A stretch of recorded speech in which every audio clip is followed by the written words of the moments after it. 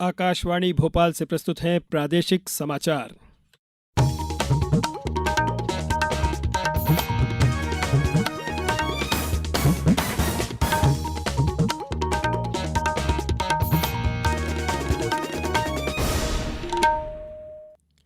नमस्कार, समाचारों के साथ मैं नवनीत चौबे।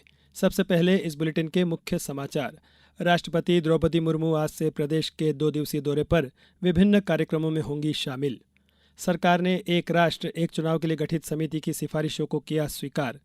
उज्जैन में मलखंभ और जिम्नास्टिक अकादमियों का होगा निर्माण और अगले 24 घंटे में भिंड, मुरैना, श्योपुर और शिवपुरी में भारी बारिश की संभावना। अब समाचार विस्तार से। राष्ट्रपति द्रौपदी मुर्मू आज प्रदेश के 2 दिवसीय दौरे पर इंदौर पहुंची। वे इंदौर और उज्जैन में विभिन्न कार्यक्रमों में शामिल होंगी। देवी अहिल्याबाई होलकर हवाई अड्डे पर राष्ट्रपति श्रीमती मुर्मू की अगवानी एवं स्वागत राज्यपाल मंगूभाई पटेल और मुख्यमंत्री डॉक्टर मोहन यादव ने किया। श्रीमती मुर्मू ने आज अपने दौरे के पहले दिन इंदौर के मृगनयनी एम्पोरियम में अपने हुनर के लिए ख्याति अर्जित कर चुके कारीगरों से मुलाकात की। मृगनयनी मध्य प्रदेश सरकार का प्रमुख हैंडलूम साड़ी केंद्र है। राष्ट्रपति कल उज्जैन में सफाई मित्र सम्मेलन को संबोधित करेंगी और इंदौर उज्जैन 6 लेन सड़क परियोजना का वर्चुअली भूमि पूजन करेंगी। राष्ट्रपति श्री महाकालेश्वर मंदिर भी जाएंगी। वे श्री महाकाल लोक के मूर्तिकारों से भी बातचीत करेंगी। राष्ट्रपति इंदौर में देवी अहिल्या विश्वविद्यालय के 14वें दीक्षांत समारोह में भी शामिल होंगी। केंद्र सरकार ने देश भर में एक साथ चुनाव कराने के लिए एक राष्ट्र एक चुनाव के लिए गठित उच्च स्तरीय समिति की सिफारिशों को स्वीकार कर लिया है। नई दिल्ली में आज संवाददाताओं से बातचीत में सूचना और प्रसारण मंत्री अश्विनी वैष्णव ने कहा कि पूर्व राष्ट्रपति रामनाथ कोविंद की अध्यक्षता में गठित समिति ने राजनीतिक दलों और विशेषज्ञों सहित हितधारकों के साथ व्यापक विचार विमर्श किया। देश में करीब 80% of the respondents who responded during the consultation process, 80% से ज्यादा लोगों ने इसको बहुत पॉजिटिव सपोर्ट दिया है। खासकर यूथ ने, youth is very much in favour of it. Shri Vaishnaw ने कहा कि इसे 2 चरणों में लागू किया जाएगा। उन्होंने कहा कि पहले चरण में लोकसभा और विधानसभा चुनाव एक साथ होंगे, जबकि पंचायत और नगर पालिकाओं जैसे स्थानीय निकाय चुनाव आम चुनाव के 100 दिनों के भीतर कराए जाएंगे। श्री वैष्णव ने बताया कि सरकार ने विज्ञान और प्रौद्योगिकी क्षेत्र को बढ़ावा देने के लिए चंद्रयान 4 मिशन और वीनस ऑर्बिटर मिशन को मंजूरी दी है। उन्होंने बताया कि सरकार ने रबी सीजन 2024-25 के लिए फॉस्फेट और पोटाश उर्वरकों पर पोषण आधारित सब्सिडी को भी स्वीकृति दी है। केंद्रीय मंत्री ने बताया कि सरकार ने 79,156 करोड़ रुपए के परिव्यय के साथ प्रधानमंत्री जनजातीय उन्नत ग्राम अभियान को भी स्वीकृति दी है। श्री वैष्णव ने कहा कि सरकार ने जैव विनिर्माण और बायो फाउंड्री के नए घटकों के साथ जैव प्रौद्योगिकी अनुसंधान नवाचार और उद्यमिता विकास योजना को भी मंजूरी दी है। प्रदेश में भी स्वच्छता ही सेवा अभियान चलाया जा रहा है। इस वर्ष स्वच्छता ही सेवा अभियान की थीम स्वभाव स्वच्छता, संस्कार स्वच्छता पर केंद्रित कार्यक्रम आयोजित किए जा रहे हैं। मुख्यमंत्री डॉक्टर मोहन यादव ने स्वच्छता अभियान में अधिक से अधिक जन भागीदारी पर जोर दिया है। उन्होंने कहा कि अभियान के दौरान लोगों को अपने व्यवहार में स्वच्छता आत्मसात करने के लिए प्रेरित किया जाएगा। यह अभियान 2 अक्टूबर तक चलेगा।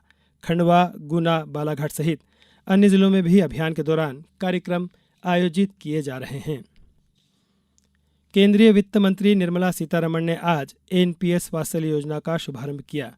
भारत सरकार ने 2024 के बजट में एनपीएस वात्सल्य योजना की घोषणा की थी, जिसका आज देश में 75 स्थानों पर एक साथ शुभारंभ हुआ है। उसमें शहडोल भी शामिल है। एनपीएस वात्सल्य योजना पेंशन सिस्टम में एक अहम कदम माना जा रहा है। यह नई योजना वित्तीय भविष्य को सुरक्षित करने के लिए शुरू की गई है। योजना का प्रबंधन पीएफआरडीए के हाथ में होगा। अब समाचारों में वक्त है एक ब्रेक का।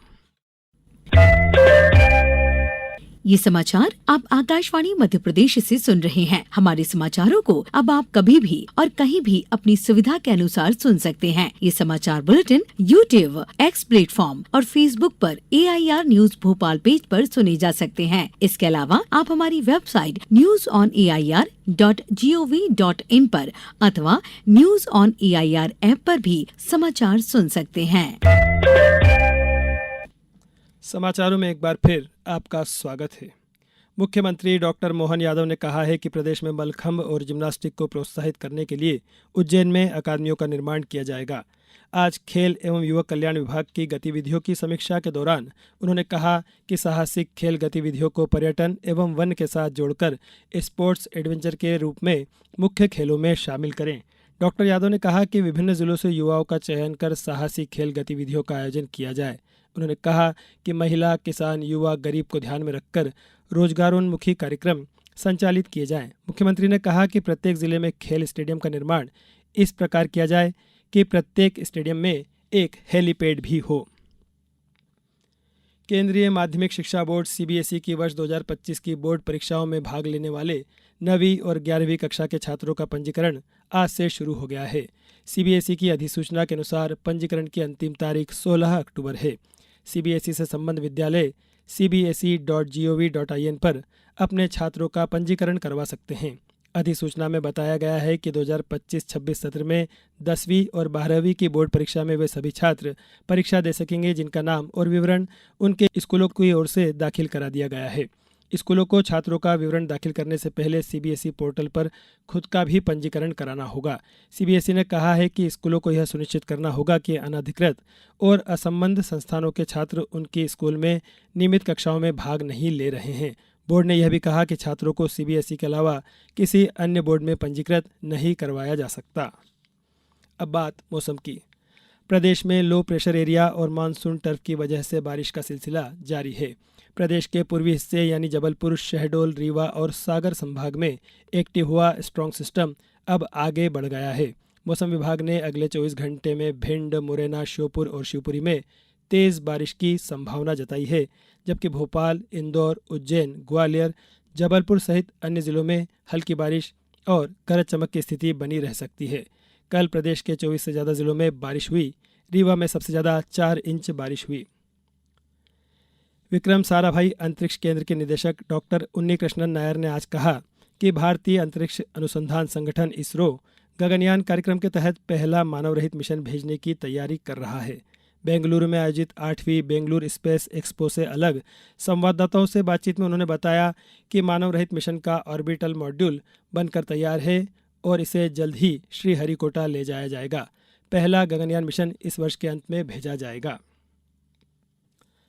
मध्य क्षेत्र विद्युत वितरण कंपनी द्वारा विद्युत अधिनियम 2003 की धारा 135 व 126 के अंतर्गत बनाए गए प्रकरणों में जारी किए गए अनंतिम देयकों के भुगतान 30 दिवस के भीतर नहीं करने पर जारी किए गए देयकों की राशि पर प्रत्येक 6 माही चक्रवृद्धि ब्याज 16% प्रतिवर्ष लगेगा। अब कुछ समाचार संक्षेप में। राजस्व मंत्री करण सिंह वर्मा कल सीहोर जिले के ग्राम बिलकिसगंज में आयोजित प्रधानमंत्री आवास योजना ग्रामीण के हितग्राहियों को स्वीकृति पत्र वितरित करेंगे। अशोकनगर जिले में रात्रिकालीन किसान संगोष्ठी आयोजित की जा रही है। ग्राम महाना में आयोजित संगोष्ठी में कृषि वैज्ञानिकों द्वारा उन्नत तकनीक और विभिन्न फसलों के किस्मों के बारे में विस्तृत जानकारी दी गई। अनूपपुर के अमरकंटक में आज स्वच्छता ही सेवा कार्यक्रम की शुरुआत हुई। इस दौरान मैराथन का आयोजन किया गया। खरगोन जिले के युवाओं को रोजगार उपलब्ध कराने के उद्देश्य से कल शासकीय आईटीआई कॉलेज में रोजगार मेले का आयोजन किया जाएगा। नीमच स्थित शासकीय औद्योगिक प्रशिक्षण संस्था नीमच में 1 दिवसीय प्रधानमंत्री नेशनल अप्रेंटिसशिप मेला का आयोजन कल से किया जा रहा है। और ग्वालियर जिले में इस साल 1094.2 मिलीमीटर औसत वर्षा दर्ज की गई, जो पिछले वर्ष में इस अवधि में हुई औसत वर्षा से लगभग 496.7 मिलीमीटर अधिक है। इस बुलेटिन में बस इतना ही। नमस्कार।